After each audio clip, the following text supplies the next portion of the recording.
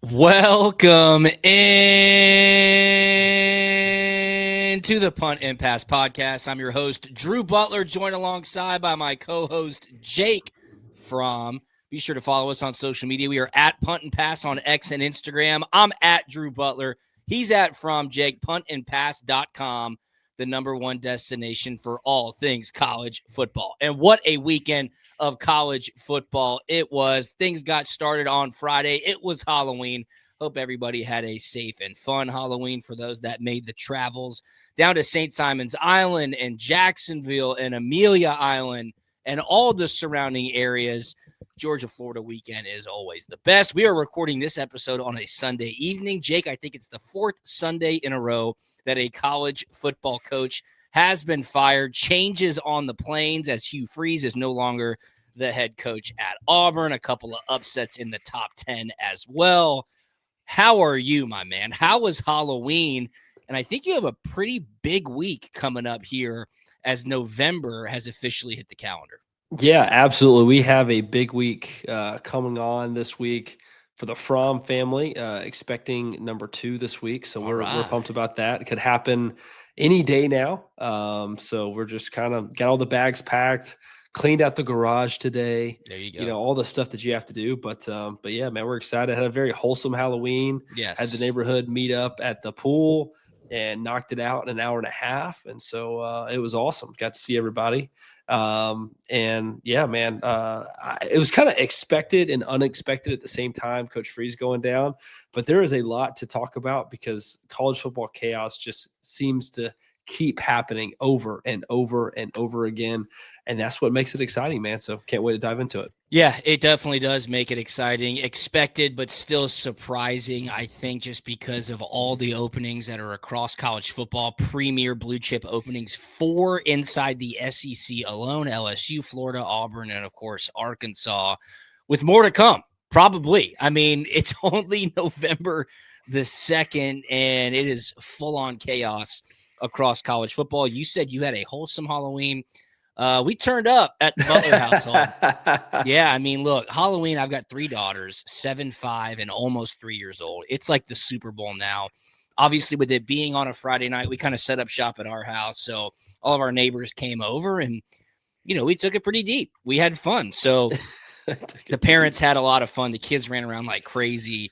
You know, you and I were on TV all day Saturday, and I was playing injured, right? I wasn't hurt, but I played through it. And, I'm an athlete. I'm a That's pro, awesome. and I've gotten I've got reps at these types of things, Jake. So I appreciate your support. What a great way to put that, playing injured right there. You know, it's just a different stage of life that we're in, right? Luke is only 19 months old. Yeah. Our friends down the street, you know, the oldest is a 3-year-old, and they actually just have both of our friends had just recently had newborns as well. So nobody was getting too turned up. They were just trying to get as much sleep as we possibly could. Well, things turned up on Saturday as well. Georgia, Florida, down in Jacksonville for the last time for the next 2 years because the stadium is undergoing a massive renovation. So next year, that rivalry game will be in Atlanta. The year after that in Tampa. And then they're back to Jacksonville with that $1 billion+ renovation. They're calling it the Stadium of the Future. Dawgs win 24-20. Of course, we will get into that. First things first, this episode of Punt and Pass is presented to you by our awesome partners over at Solomon Brothers Jewelers. Look, the calendar has turned to November. It's holiday season. If you want to win the holiday season, head on over to Solomon Brothers Jewelers. I promise you, you will not regret it. 3 amazing locations for you to check out. The OG is in Buckhead, 17th floor Tower Place. If you're on the north side, get on over to the Alpharetta location, which is right by the Avalon.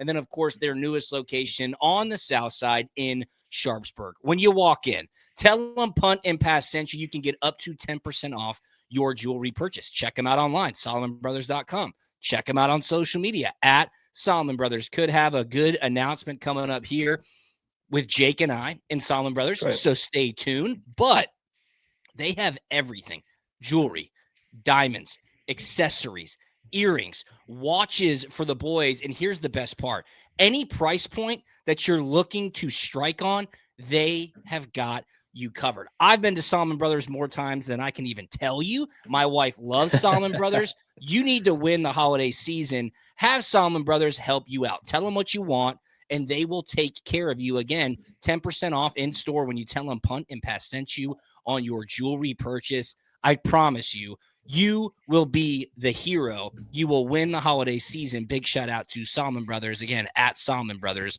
on social media. And today's episode of Punt and Pass is brought to you by mi amigo Humberto and Humberto Injury Law. If you've been hurt in an accident and need a team that fights for you like we fight on the field, Humberto Injury Law is here for you. Humberto and his team know what it takes to win, and they'll stand by your side every step of the way.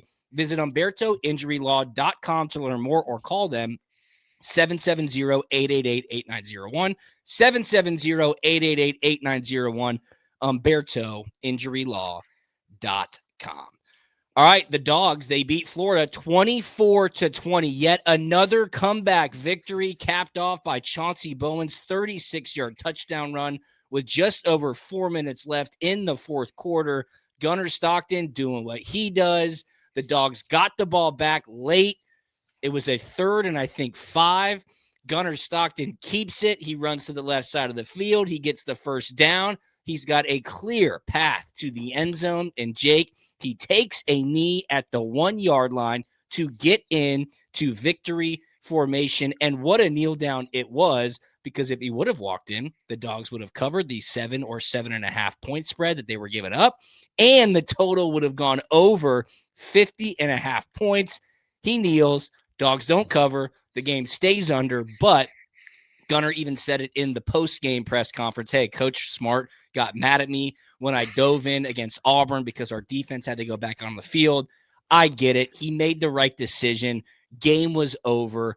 Dawgs win 24-20. Let's unpack the whole thing. 5th straight victory for the Dawgs over the Gators. 8 of the last 9. Billy Gonzalez as the interim head coach. DJ Lagway played a good game. Jaden Ball ran tough, man. Florida fought their hearts out.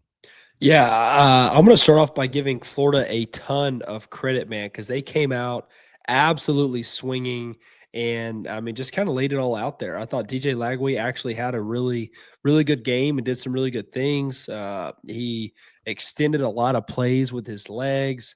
And made a lot of good throws, man. The explosive passes by Florida, which is obviously good by Florida, but concerning when you look at Georgia's defense, for me, especially this part of the season, just looked to be like miscommunication things. Yeah. It wasn't like somebody's getting just beat off the line of scrimmage. It was, hey, deep crossing routes and safeties and guys are just missing guys coming into their zone. So hopefully that gets fixed moving forward. But offensively, it was great to see the Dawgs just execute all the way down the field on the opening drive. We got what we wanted. They started fast, kind of petered out a little bit throughout the middle of the game, but man, it was just a gritty football game. This is what rivalry games are all about. You kind of got all you wanted. It kept you on your toes until the very end, and it broke a lot of hearts there at the end when Gunnar took the knee. All the bets being placed, but that was the correct thing to do. Keeps the ball out of Florida's hands. There was no reason to do that. And they were able – the best play in football is victory, like Gunnar said in the postgame presser. And anytime you end the game on offense, that is a good feeling, especially as a quarterback. No question about it. Let's stick with Georgia's defense here for just a minute. 0 sacks, 0 interceptions.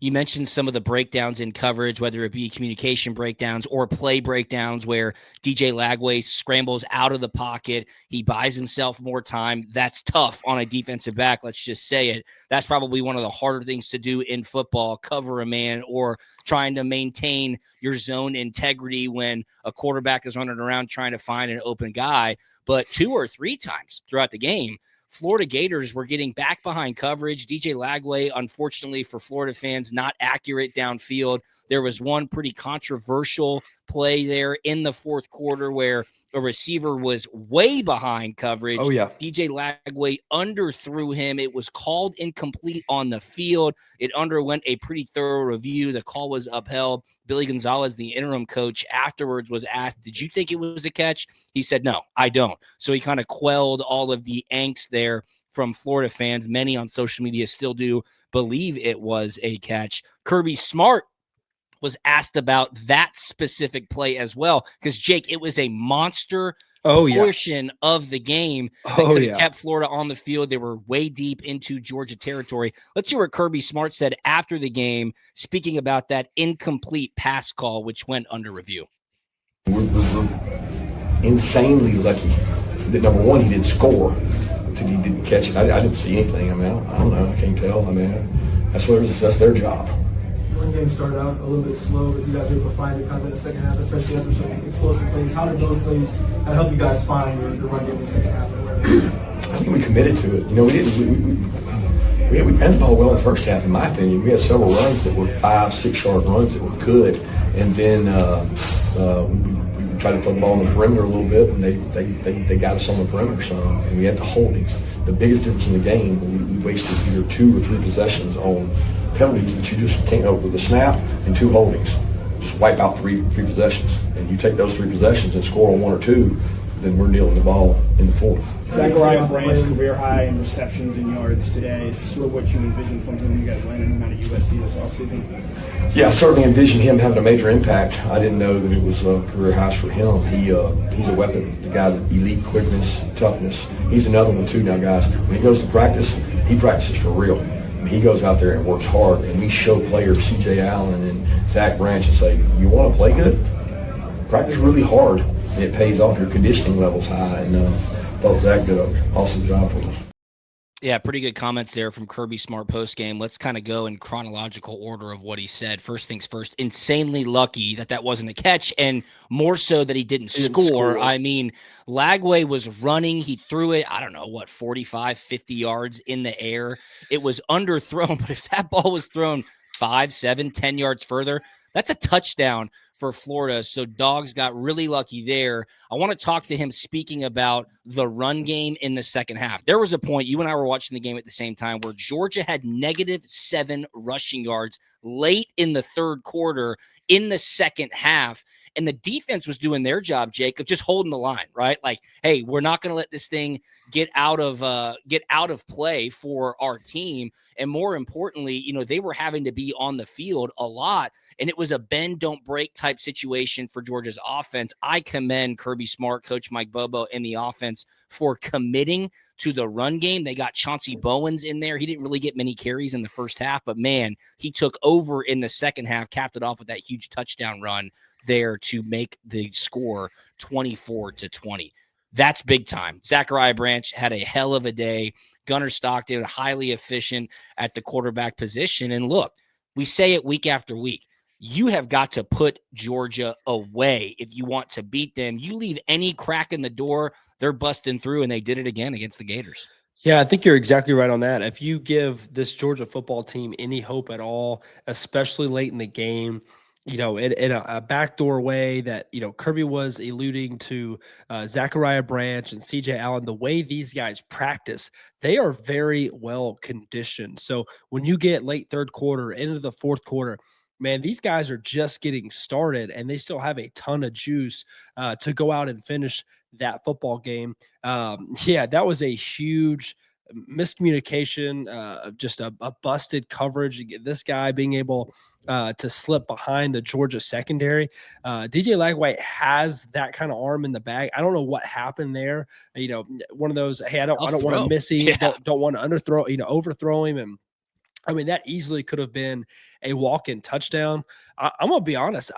From the views that I saw, you could 100% argue that it was a catch.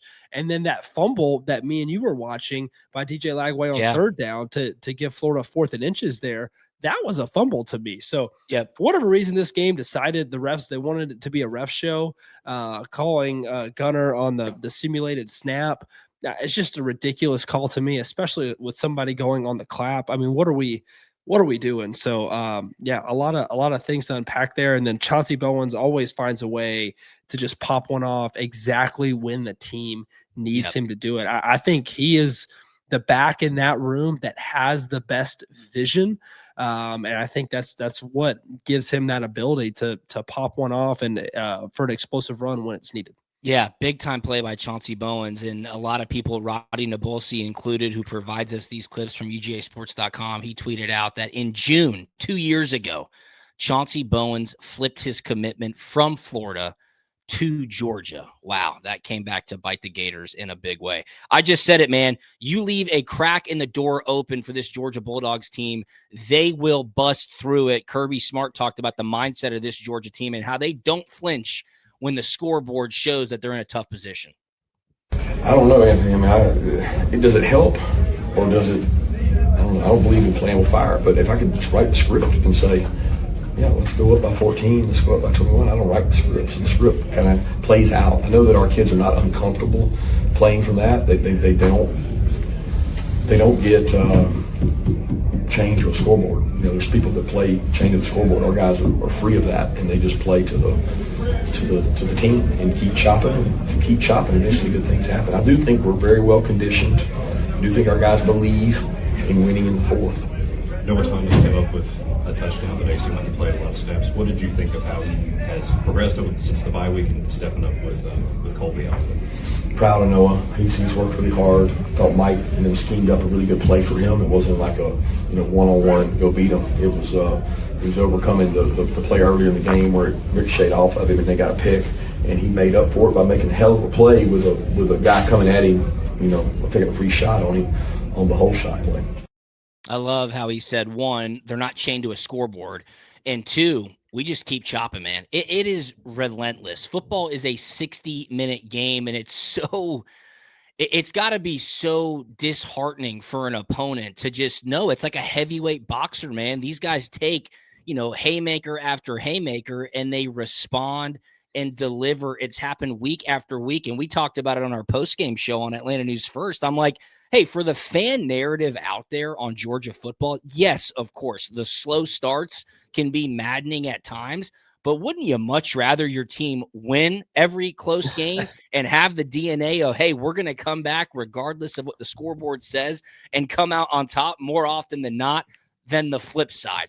And I think that's the DNA that the Georgia football team has. Keep chopping, good things will happen, and, man, they are living up to that mantra, Jake. Yeah, a win is a win is a win. Like, however you can come by them, especially in today's college football landscape, it is just a very dangerous and slippery slope to go down when you start measuring wins of, comparing this team's record. And yeah, there are times to do that when you're maybe not playing a Power 4 opponent, but man, going against a Florida football team that is very talented and for whatever reason got very motivated to come in and play in this football game, guys, man, you win this football game, be happy, be glad, celebrate it for 24 hours and move on to the next one. But man, when you start measuring wins, I think it's a very dangerous and slippery slope to go down.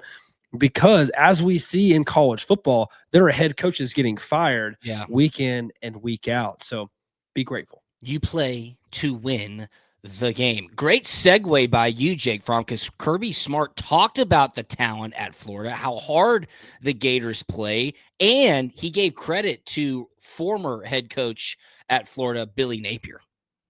First of all, I want to give a lot of credit. To Billy Napier, who assembled this roster, and he's got a bunch of good, tough, physical players. That's one of the biggest defensive line, offensive line we've played against, and they match us very well from a physical standpoint, and they're hard to defend. They did a good job up front stopping things and made it tough. Our kids are very resilient. No night in the SEC. I don't know what else is going on in the country right now, but when you play in this league, every game comes down to the last two possessions, and we managed that well. Play of the game is obviously the fourth down, 1 or 2, whatever it was, stop, and that made the difference in the game. And we knew they had 4 downs because it was a 3-point differential. You wouldn't want to kick a field goal there, and I wouldn't have either. And the defense made a huge stop. Offense had a great drive, and then defense came out with another big stop. So a lot of credit goes to the players. They've gotten better throughout the year. We're a beat-up football team with a lot of injuries, so looking forward to getting ready for next week. Florida's got a lot of talent. There's no doubt. Things are obviously not going the way that Gator fans want it to go down in Gainesville, but the offensive and defensive line are elite. Florida, I think, had 2 sacks. They also forced an interception, which, of course, was a tipped ball. Gunnar Stockton put it a little bit on the back shoulder of Noah Thomas. He jumped up in the air to catch the ball. Don't know why he did that, but Florida capitalized there. There was a couple of bad pass interferences by Georgia on one specific drive that allowed Florida to keep that drive alive, and they went down and capitalized with a touchdown. Georgia has been the least penalized team in the SEC. I think like midway through the third quarter, they already had 7 penalties on the game, and they were big penalties, 15-yard penalties that kept the Gators in it. But he speaks about that 4th down stop, and the 3rd down play was the fumble that went under review by DJ Lagway. Florida keeps it. It was called not a fumble. You and I disagreed with that, but ball don't lie. Ball don't lie. It was 4th and short. The Dawgs defense stood up. They stopped Florida, and Gunnar Stockton and the offense respond, of course, finishing it off with that Chauncey Bowens touchdown run. After the game, when Gunnar Stockton kneeled and they get into victory formation, there was a little bit of a skirmish there between Florida and Georgia players. Of course, emotions run high in these rivalry games. Kirby Smart talked about the tension that ensued once the clock finally hit 0. I don't really know. A lot of Georgia kids out there for them, a lot of Florida kids for us. Rivalry games. I mean, at that point, the game was over. There's not a lot you could do. You need to do all your talking and playing before the game. I know you say it's just another week in the SEC, but we know how much this rivalry is. You as a player and a coach, what does a win like this against Florida do?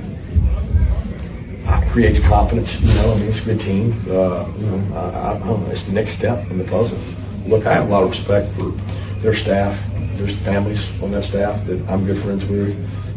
Russ Callaway, his dad, helped me get a job at Georgia. Rob Sale, I basically play golf and best friends with Vinny Sinceri, who I coached and love Vinny to death. And I feel for their families because in this profession, that's what happens. And they continue to get their players to play at a high level.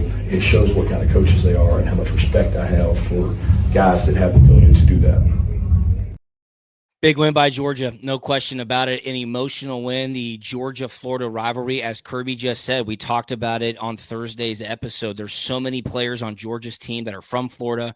There's so many players on Florida's team that are from Georgia. There are guys who are committed to both schools, and they flip their commitments, and they end up at one school or the other.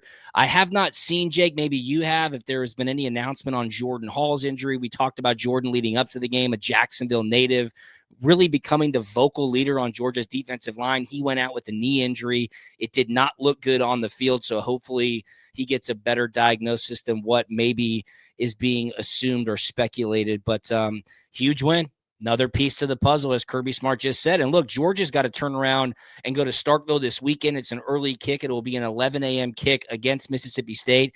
Mississippi State came back for their first conference win against Arkansas this past weekend. Their offense has been putting a bunch of points up on the board, so Georgia's got to get back on it. Another week in the SEC on the road. Starkville's not the easiest place to play. Kirby Smart did talk about the families that are affected, that aren't the head coach who gets the massive buyout when there is a coaching change. That leads us to our next topic, of course, which is Hugh Freeze being let go at Auburn. Before we get into that, though, this episode of Punt and Pass presented to you by our awesome partners over at Solomon Brothers Jewelers. Go to SolomonBrothersJewelers.com right now.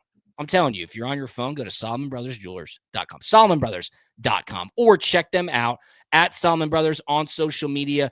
They are the premier and best jewelry store in the Atlanta area. 3 awesome locations for you to check out: Buckhead, Alpharetta, and Sharpsburg. The holiday season is here. Get ahead of it right now. Just do it, and then when Christmas comes around, or whatever holiday you celebrate, you'll be in the best situation possible. Head on in to one of those 3 Solomon Brothers locations. Tell them Jake and Drew sent you from Punt and Pass. You can get up to 10% off your jewelry purchase. Diamond earrings, engagement rings, beautiful necklaces, accessories, watches for the guys. Solomon Brothers has it all. Their showrooms are elite. Their sales reps and their employees are the best. You will not be disappointed. SolomonBrothers.com, at Solomon Brothers on social media.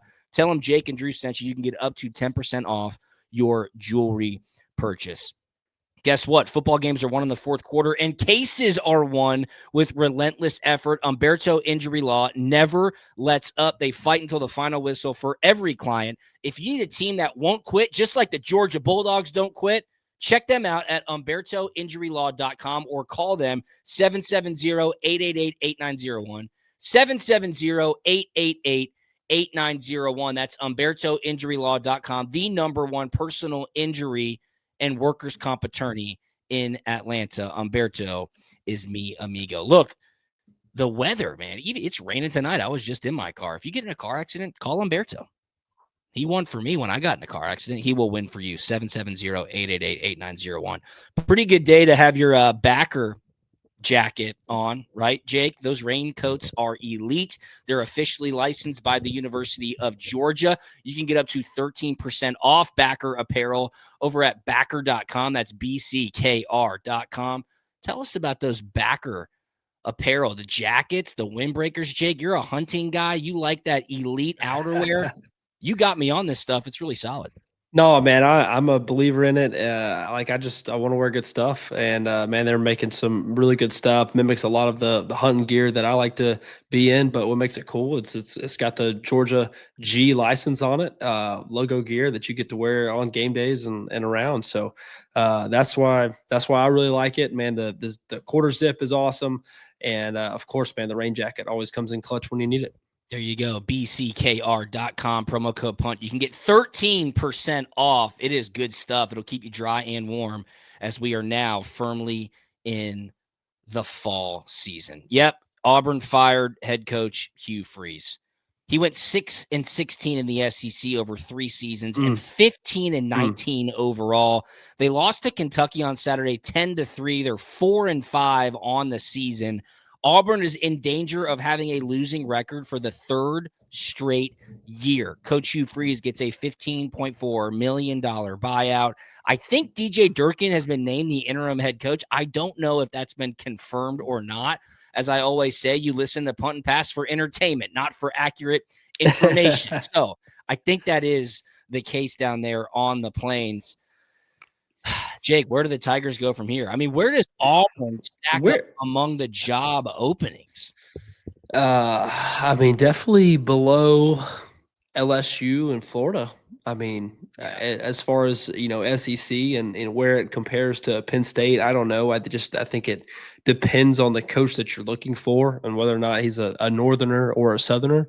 I think Auburn has a very unique culture over there, and I think they would kind of like to hire one of their own, per se. But yeah, I don't know, man. I keep going back and thinking about the Gus Malzahn firing, and yes, was it a lot of 9-3s? But man, hadn't been like that since. It has not, and you've gone through a couple head coaches since Gus, and do they call Gus again and say come back? I don't know.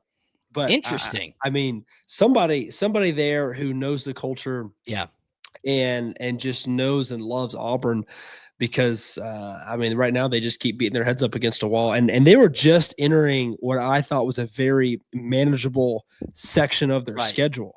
Right. Yes, Missouri's a good football team, and you lost by 6 points. They did beat Arkansas, but Kentucky has to be a win. You had a chance to fight against Vanderbilt and then Mercer, and then, the Iron Bowl is always a coin toss, man, because that's just such a unique rivalry game. But I don't know. They couldn't find a way to right the ship this season, it seems. Yeah, so Pete Nakos over at On3 is reporting that defensive coordinator DJ Durkin will be the interim head coach for the remainder of the season. He was Florida's interim head coach in 2014. He was the head coach at Maryland from 2016 to 2018. He's been in the SEC since 2020, so he takes over the reins there at Auburn. Get this. Auburn will have paid its last 3 football coaches $52 million in buyouts. $52 million to 3 individuals not to work. Gus Malzahn got $21 million. Brian Harsin got $15 million.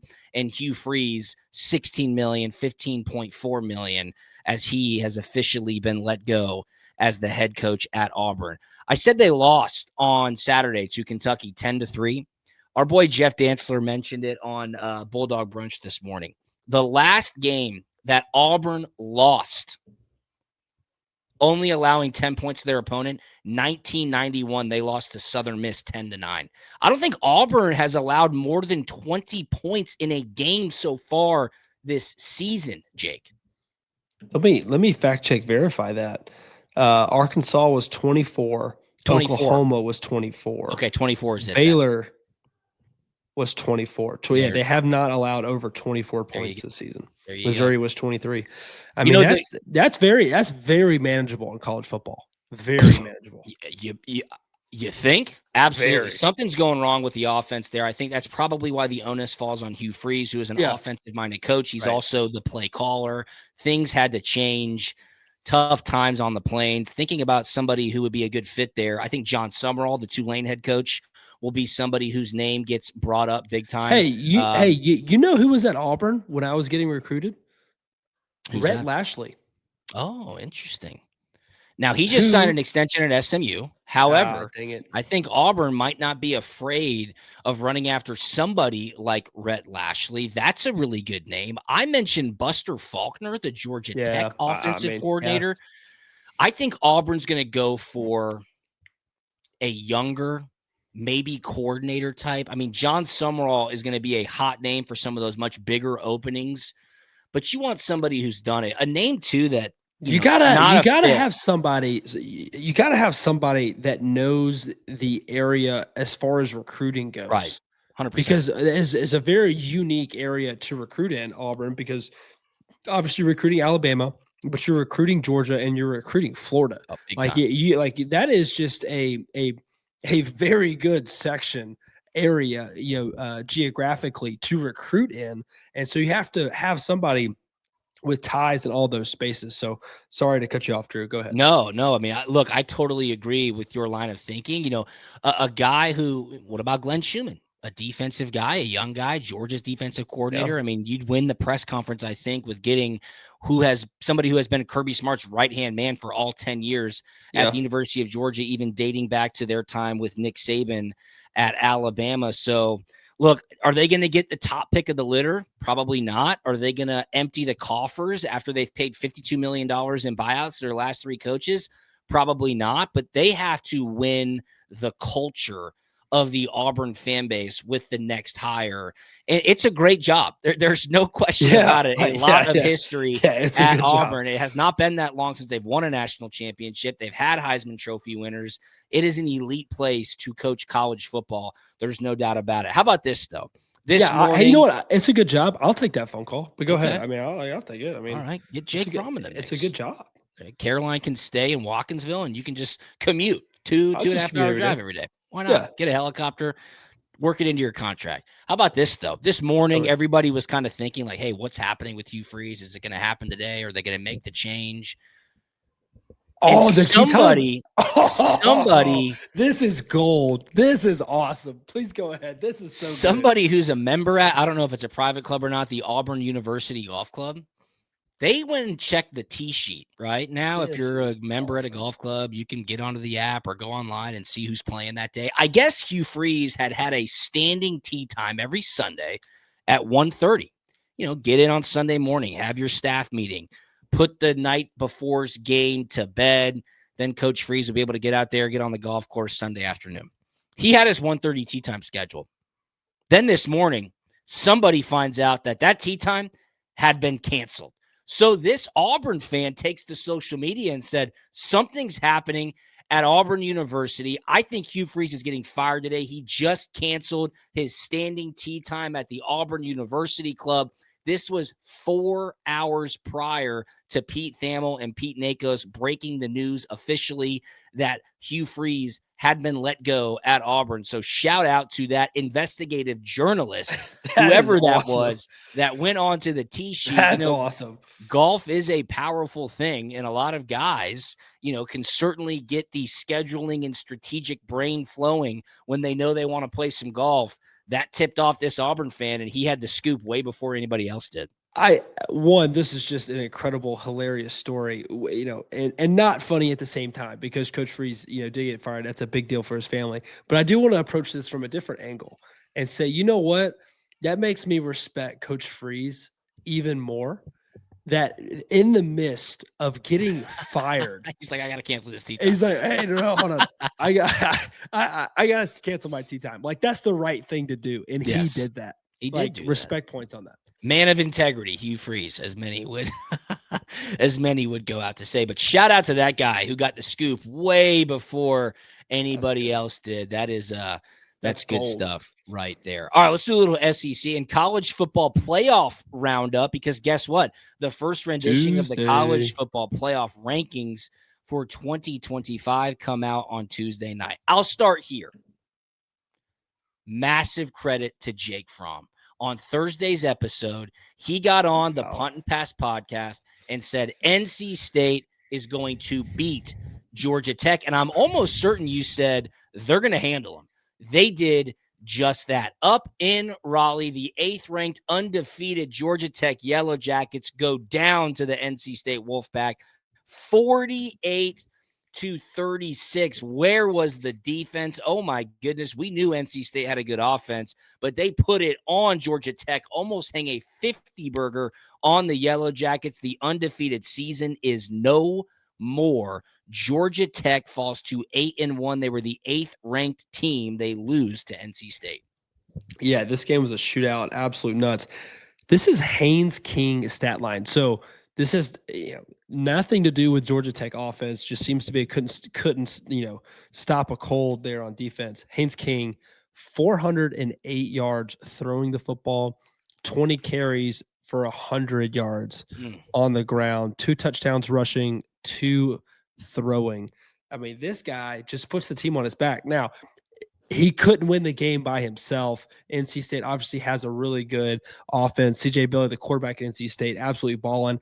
And they ran the ball for well over 200 yards as well. So, I mean, defense is to blame. Yeah, defense is to blame. Yeah. Haynes King still operating at a very, very high level. Georgia Tech drops back to 16th in the AP rankings. They are sitting in 2nd in the ACC conference. How about this? This is crazy. Virginia, 5-0 in the ACC. They're the only undefeated team in conference play in the ACC. They're 8-1 on the season. They're ranked 12th in the ACC, but their only loss, Jake, was to NC State. Okay? Wow. NC State, who's in the ACC. But I just said Virginia is 5-0 in ACC play. How does that make sense? Yeah, well, you're losing. There was a scheduling snafu prior to the season. Virginia was supposed to play, I think, a lesser than school. Something happened to where that school couldn't play. So they that's had not to fill the counted. spot, and they said, you guys play NC State. It will not count as a conference game. How about that? What? Yes. Yes. That's bonkers. That is absolutely bonkers. Because I'm looking because you got me wanting to look down the rabbit hole of like, hey, what actually is the standing of the ACC right now for a conference champion that's going to get into the college football playoff? Virginia at the top, then Georgia Tech, Pittsburgh, Louisville, SMU, Duke, and then we see the mighty Miami Hurricanes at a 2-2 conference record. Let's go straight to the Hurricanes. But I want to just put a bow on this. It said Virginia, this comes from Reddit CFB. Virginia stands alone the ACC rankings at the top as the only team that's undefeated in conference play. Their sole losses to ACC member NC State in a non-conference game. All of this is very normal. And then somebody says, I'm trying to find it. I can't see it right here. They were supposed to play a non-conference game. And it got canceled, and they were able to schedule with NC State, and it was not counted as a conference game. That is silly business right there. Never seen that. College football is the best. How about Miami? Yeah, the 10th ranked Miami Hurricanes, or were they the 9th ranked before this game kicked off? They lose in overtime to SMU. They fall to 6-2 on the season. This is a team that was in the top 3 in the country just a couple of weeks ago. Carson Beck, 2 interceptions. Carson Beck takes the podium after the game and says, look, I just run the plays that the coaches tell me to do. Whoa, yeah. Whoa. I thought it was AI when I first saw it. I was like, no way he said that. There's no chance that he took the podium and said that. But he did say that. He looks completely dejected. He looks like he's shutting it down, Jake Fromm. This guy right here, I don't even know where to go with Carson Beck, dude. You are a quarterback. This is the job description. You get all the goods when things go right, and guess what? When things go wrong, it's always going to be your fault first. Yeah, and I don't know. I keep thinking and going back to our Atlanta News First overtime kind of talk that we had, and basically, if you were a scout, what are you looking for, or how would you evaluate Carson Beck? And I said, I think he's very talented, but I think what really matters is how he responds, on the second half of the season after the second loss, because in the NFL, a lot of times you're not always playing for playoffs. You're getting paid to play the games, but how do you play in games essentially that don't matter? Yeah. And then, and then to hear the post game comments after that is, I don't know, man. His quote was, it's red flags, man. Red flags. What are we doing? His quote was, they ran the same thing the whole time. I just execute the play that is called. You asked me, or did Bailey ask me on our show, is Carson Beck a leader? I said no. Look at what he's doing out there, throwing his team under the bus after their only 2 losses on the season. I'm going to be tuning in to see what kind of character is revealed among the adversity that he is dealing with right now, because everybody will sit there and tell you he's got all the talent in the world. There's no question about it. He's got to put it together in a much bigger way from a character standpoint if he wants to be in the NFL. Quickly around the SEC, Ole Miss, man, great win for them. They take down South Carolina 30-14. Oklahoma went up to Knoxville. They beat the Tennessee Volunteers 33-27. Did you see the pants that the kicker for Oklahoma's wearing? Have you seen this? You mean the underwear? I mean, he's wearing booty shorts out there kicking. This is crazy. Kirk Herbstreit, I got to give him credit. He said something about it, yeah. He's like, this kicker's wearing Daisy Dukes. This should be a penalty. Like, what on earth is going on? I guess the rule changed this past year in college football where you no longer have to have your knee pads touching your knee. This guy's taking it way overboard. It is quite a sight to see. There's no doubt about it. That went crazy on social media. And then Texas takes down Vanderbilt 34-31. It wasn't close, but your boy Diego Pavia, he had a good stat line. Yeah, man, that Texas Vandy game was awesome. I had my boys texting me after Texas scored on the very first play of the game. You called that one too. And man, I cannot believe that Tennessee lost to Oklahoma. Man, the stat lines on that game was completely one-sided. Yep. Except when you can't stop the run game on defense and you turn the ball over, man. You just give teams a chance. You have to win the line of scrimmage and win the turnover battle. That is just so paramount, especially in SEC play. Yeah, no doubt about it. A tough loss there for Tennessee. Their playoff hopes are dwindling. Speaking of playoff hopes, my boy Peter Burns over at SEC Network, he's been doing this thing like every Sunday morning saying who's in the playoffs, who might be in the playoffs, and he's saying Georgia is playoff-ish. And he has Oklahoma. Yeah. He has Ole Miss in the playoffs. And people are like, wait a second. Whoa. Georgia beat Ole Miss. Yeah. What are you talking about? That's a conversation for another day. But if Georgia continues to play like they are, they should definitely find themselves in the playoffs. I would expect them to be the 5th-ranked team in the first rendition of the college football playoffs. Hey, this episode of Punt and Pass brought to you by our awesome partners over at Solomon Brothers Jewelers. Check them out online, SolomonBrothers.com. Check them out on social media at Solomon Brothers. Head on into one of their 3 amazing locations. Mention Punt and Pass sent you. You can get up to 10% off your jewelry purchase. The holiday season is here. Win the holidays with Solomon Brothers. Remember, Humberto Injury Law is your first call when accidents happen. Don't wait. Visit HumbertoInjuryLaw.com today. Humberto Injury Law, protecting people, fighting for justice, winning results. Humberto is mi amigo. He can be yours too. Follow us on social media at Punt and Pass, at Drew Butler, at From Jake, puntandpass.com. Jake, anything on the way out, my man? No, man, college football is crazy. It's going to keep getting that way. And we are officially, technically, according to my wife, it's Christmas time already. It is. There you go, man. It is Christmas time, and it's about to be baby time for the Fromm family. That's so right. Good luck to you. Have a great week, everybody, and we will talk to you on Thursday. See ya. We out.